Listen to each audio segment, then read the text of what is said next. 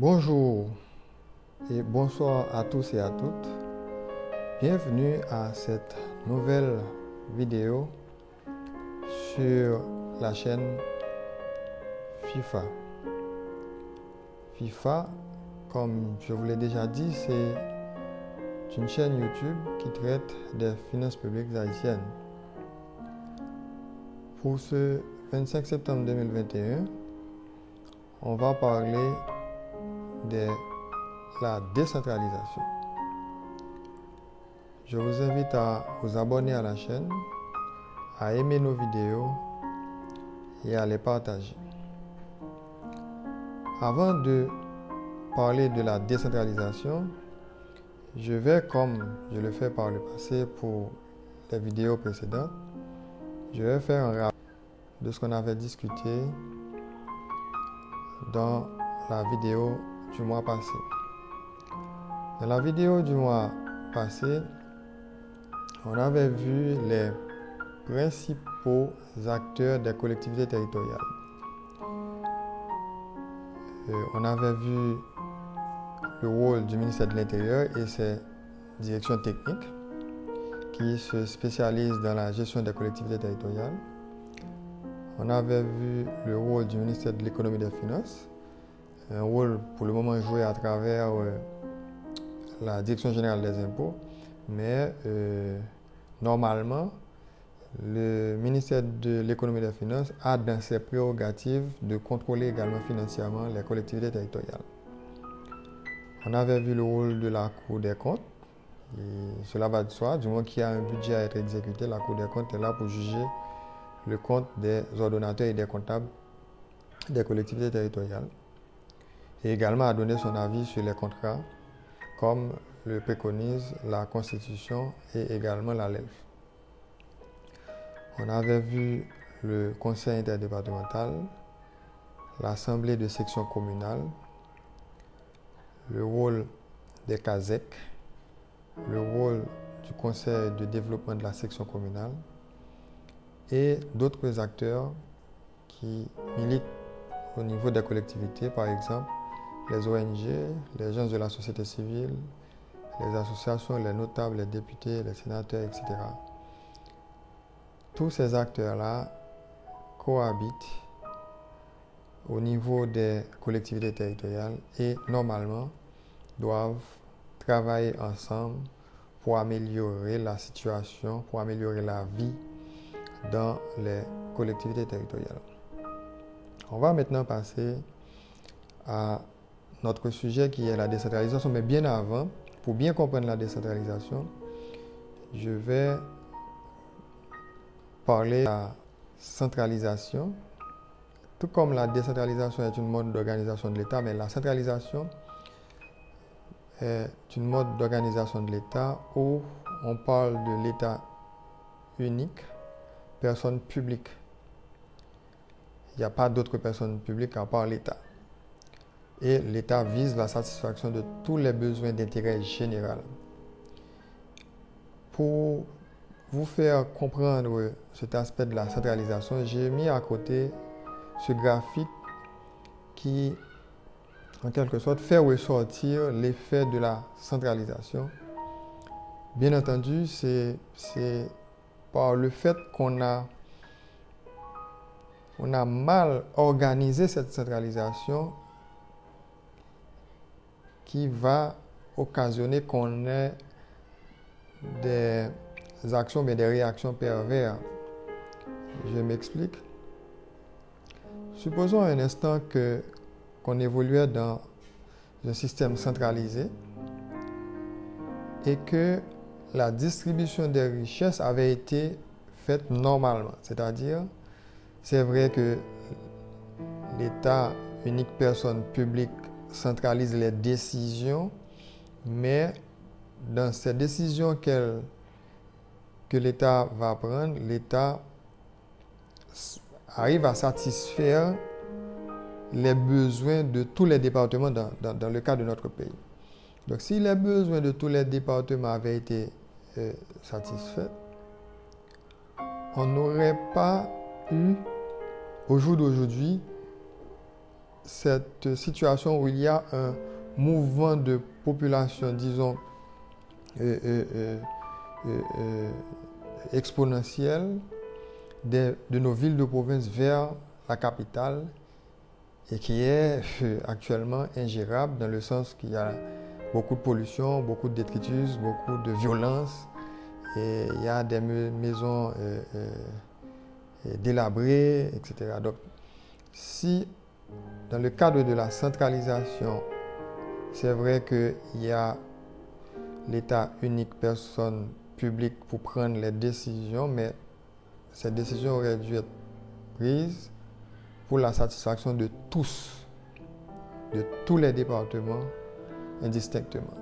Ceci allait avoir comme conséquence que les gens qui sont dans les départements allaient rester dans les départements parce que les services sont donnés dans les départements.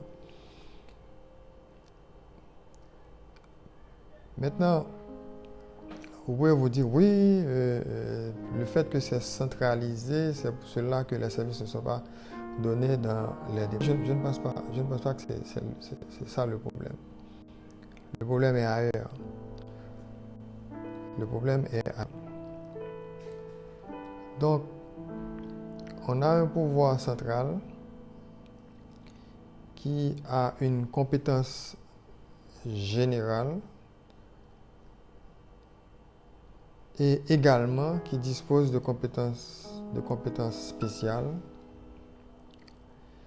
Et au niveau du pouvoir central, on va regrouper l'ensemble des instances de décision. C'est là qu'on va retrouver les ministères, les directions générales, et on va retrouver les cabinets, etc. Ce sont des structures participant à la prise de décision au niveau central. Même lorsqu'il y ait des services centraux avec des appellations spécifiques rattachant à des dispositions au niveau des directions départementales, malheureusement, les décisions prises au niveau central, généralement, sont prises pour favoriser ou bien pour résoudre les problèmes au niveau central beaucoup plus que les problèmes au niveau des collectivités territoriales. Je me rappelle, il n'y a pas trop longtemps qu'on est venu, par exemple, je prends cet exemple, c'est pas que je sois adepte ou j'adhère à l'idée, mais je prends l'exemple de la tour 2004. Donc, si vous voyez comment le Champ de Mars est déjà encombré avec des places, des héros, etc. Donc, si la logique était de faire une réflexion qui va vers les collectivités territoriales, on devrait de préférence penser à créer des infrastructures de ce type, par exemple comme la tour 2004, au niveau d'une collectivité en dehors du département, en dehors de Port-au-Prince.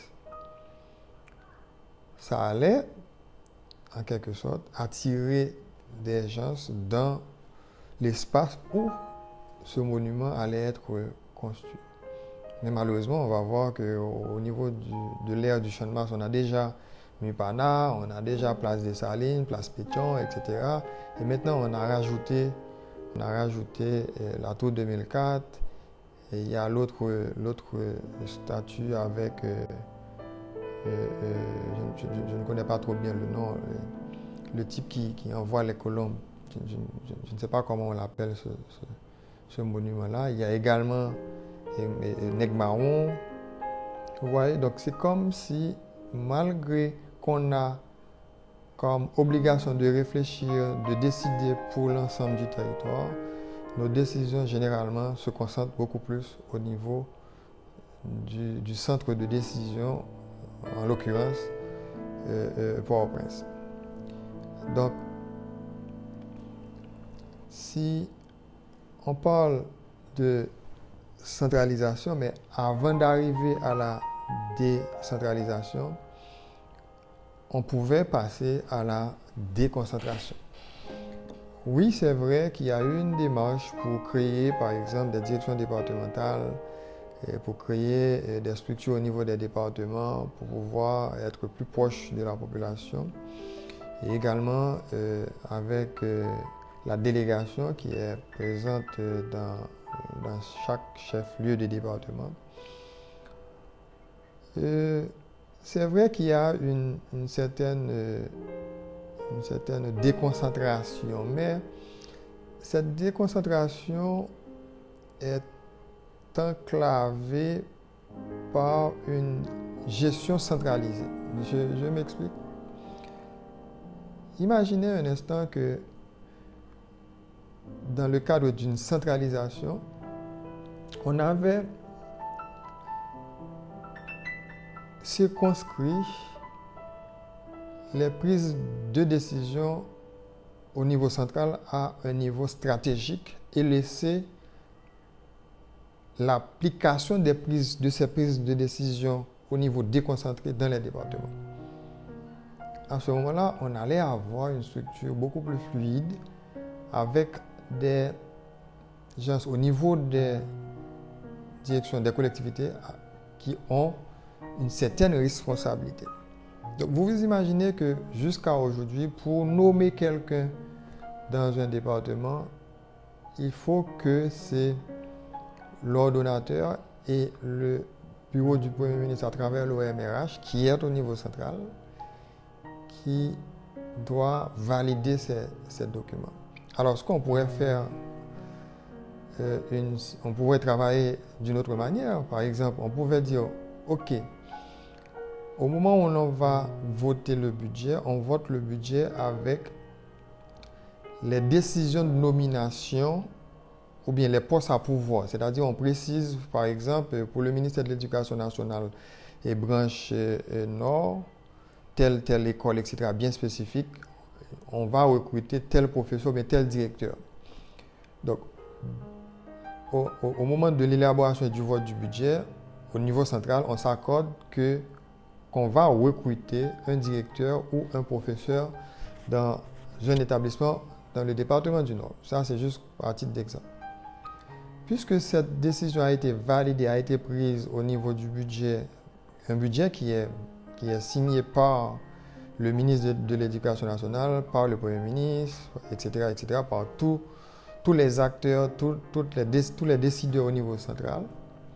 Maintenant, pour recruter ce personnel, on aurait dû laisser la possibilité à la direction départementale du ministère de l'Éducation nationale du Nord de faire le recrutement. Bien entendu, il faudrait accompagner les directions départementales, les collectivités, dans le sens de bien cadrer la méthodologie avec laquelle ces collectivités vont réaliser ces recrutements-là. Ce n'est pas des recrutements uniquement faits sur recommandation, mais des recrutements faits sur le niveau académique, sur l'expérience et des concours écrits et oral, à l'écrit et à l'oral, qui allaient permettre au niveau central un certain suivi, puisqu'il y a un cadre déjà prédéfini pour faire ces recrutements-là. Je prends encore un autre exemple. Je me rappelle, en étant en province, lorsqu'on donnait les résultats du baccalauréat, c'est-à-dire avant 86, je ne sais pas après comment ça se passe, mais avant 86, s'il arrive que lorsqu'on cite les noms à la radio, c'est ce qu'on faisait par le passé, et que vous n'avez pas entendu votre nom, il n'y avait pas de téléphone à l'époque, pas d'internet, etc. Le candidat devrait soit attendre que la radio nationale repasse les résultats, ou rapidement se rendre à Port-au-Prince, aller au ministère de l'Éducation nationale pour vérifier si effectivement la personne est admise ou pas. Alors que, à l'heure actuelle, même lorsqu'on aurait une structure centralisée avec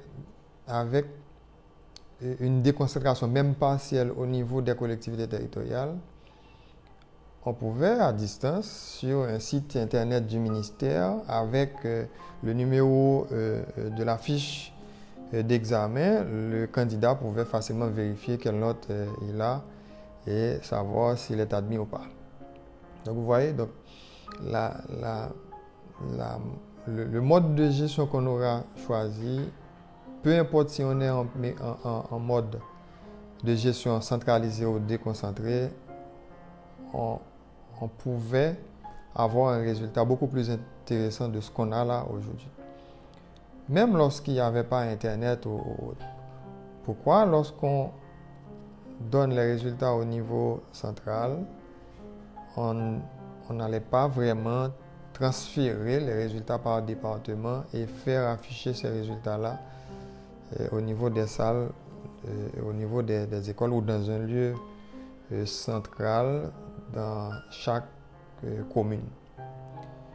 Donc voilà un ensemble d'exemples qu'on pourrait prendre, bien qu'il y ait d'autres, pour vous montrer que même avec une mode de gestion centralisée, si la prise de décision avait été faite dans l'objectif du bien commun, du bien de tous, on allait avoir d'autres résultats. Au niveau de la déconcentration, on a certains agents supérieurs de l'État avec certains pouvoirs et certaines responsabilités, des pouvoirs propres de décision sur la gestion de leur bureau, de leur direction départementale, des collectivités. Mais c'est un pouvoir limité et il exerce ce pouvoir au nom de l'État, mais pas au nom de la collectivité qui n'a pas, dans ce cas-là, ce n'est pas une personne morale.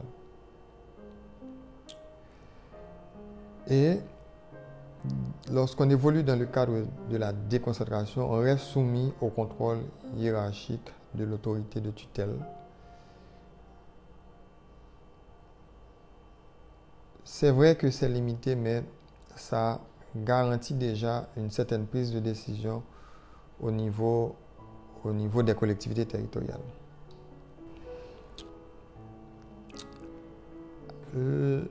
L'administration centrale a, dans son développement, prévu des services déconcentrés de l'État.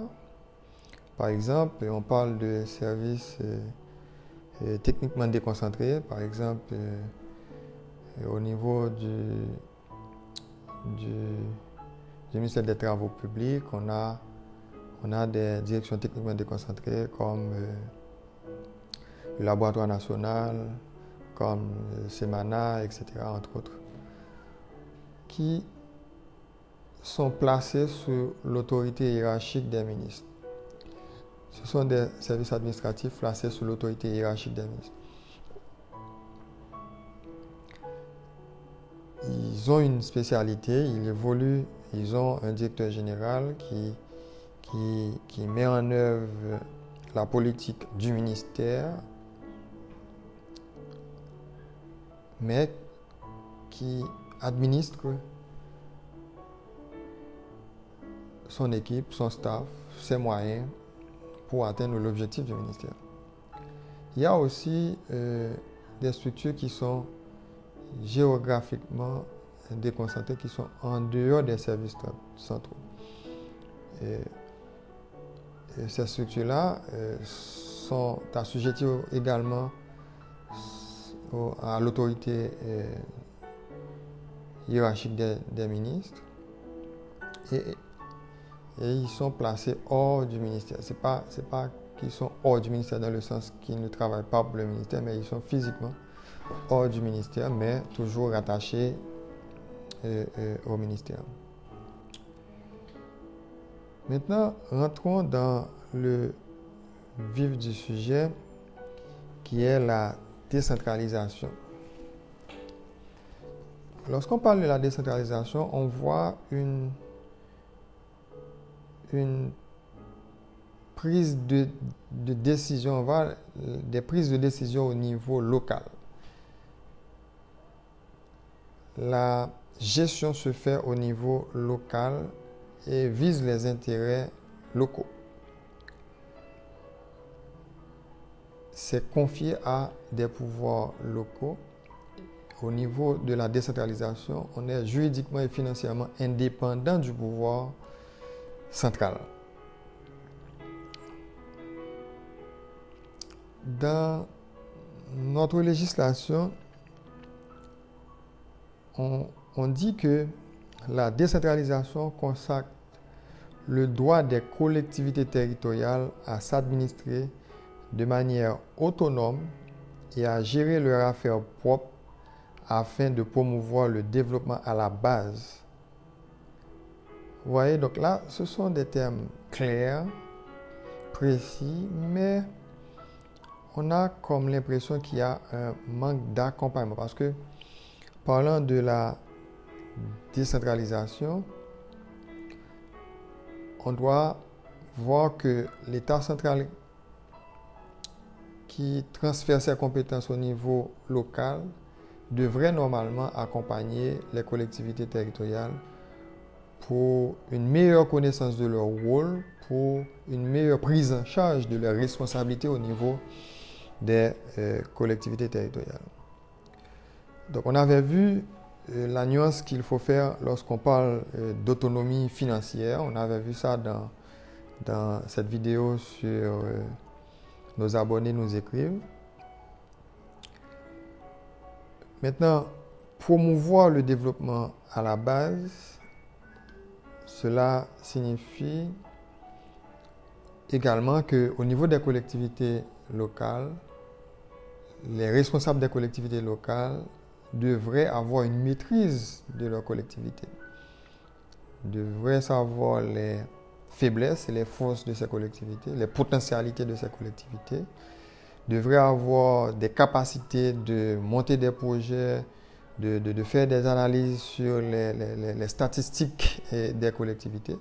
Malheureusement, jusqu'ici, il n'y a pas vraiment de statistiques pointues, détaillées sur les collectivités territoriales permettant une prise en charge effective des collectivités territoriales. La décentralisation implique soit le transfert vers les collectivités territoriales de compétences antérieurement exercées par le pouvoir central, soit l'attribution à ces collectivités de compétences non exercées par aucune autre entité publique. Mais il faut voir dans la décentralisation un divorce net du pouvoir central. La décentralisation doit se réaliser dans le strict respect de l'unité nationale, de l'intégrité territoriale et des lois de la République. Donc, ce n'est pas parce qu'on est une structure décentralisée qu'on va carrément créer notre propre drapeau, créer notre propre monnaie, créer notre propre banque centrale, ou bien faire ce qu'on veut. Donc, on doit évoluer dans un cadre national.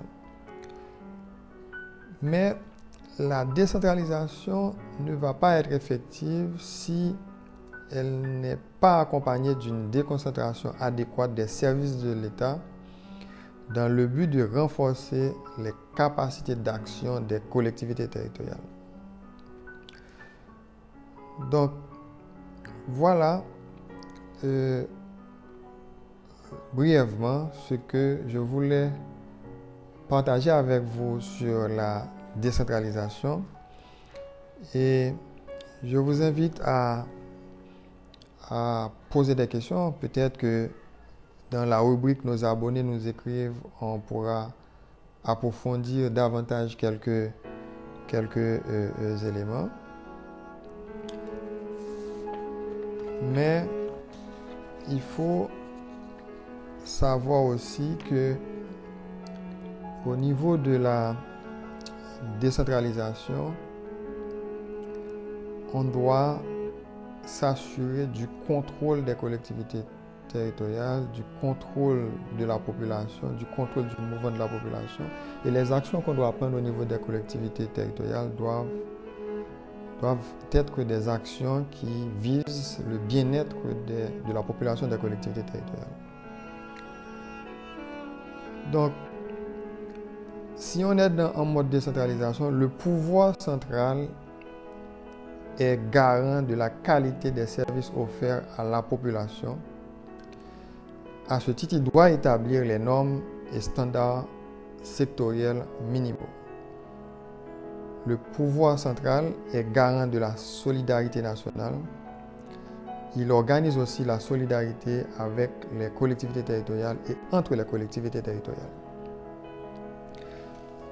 Donc, vous voyez, donc, même lorsqu'on est en mode décentralisation, chaque collectivité territoriale est un élément dans un tout qui est l'État national, qui est la République d'Haïti. Donc, on ne va pas avoir une collectivité qui va 100 000 à l'heure et laisser à la traîne les autres collectivités.